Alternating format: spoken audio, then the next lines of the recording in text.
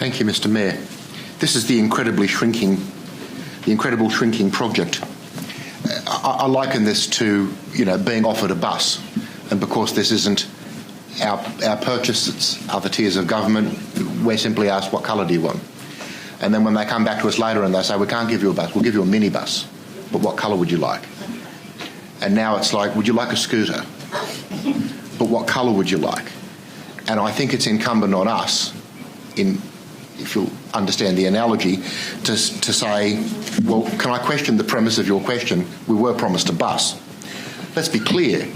In its earlier incarnation, we were promised a significant flood-free bridge that looped around the back of North Richmond, that wouldn't dump the traffic back into the main street of Richmond, that would provide real relief for congestion for people coming along Bell's Line of Road, Grose Vale Road and the Terrace Road, that it would account for population growth for decades to come, and that there would be some degree of foresight, considering that we only make this decision less than once a century. The first bridge was built in 1860, and it was built by private subscription, I might add, and then sold to the government for £7,000.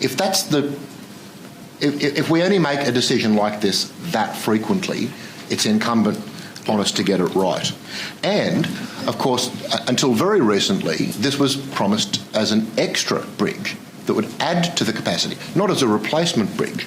The reason I'm supporting Councillor Wheeler's motion for us to defer is to seek further clarification on a number of points. For example, our submission currently doesn't hold the feet of Transport for New South Wales to the fire about the status of the old bridge.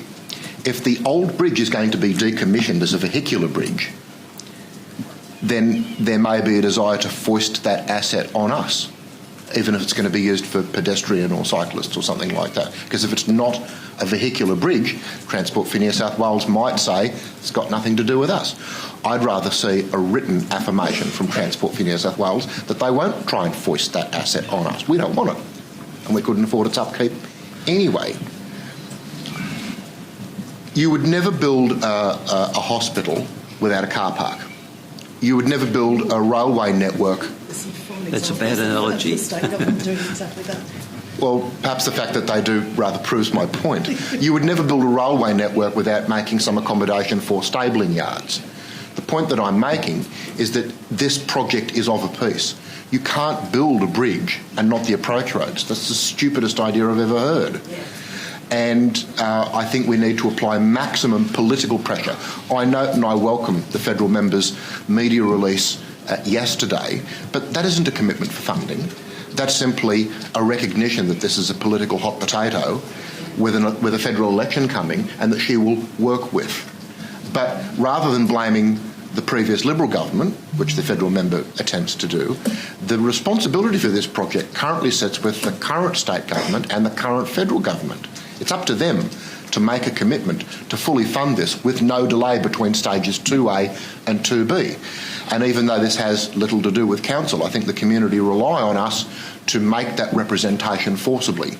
And one hopes, considering that this is still a tight seat, that the other potential major party that wants to form government will make a similar commitment so that there's parity and that this doesn't become a shouting match in the way that other things have.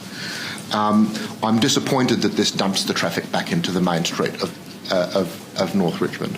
I'm disappointed that stage 2B has been severed. I'm disappointed that the initial figures that some residents are telling me that they'd received from Transport for New South Wales will take traffic on Volder Avenue from 190 to 477 vehicles per hour, or 377 to 640, so doubling the traffic for a residential street that has to be maintained by council with a school on it. What a genius idea that isn't. We need to be as forceful as we can. Thank you. Thank you, Councillor.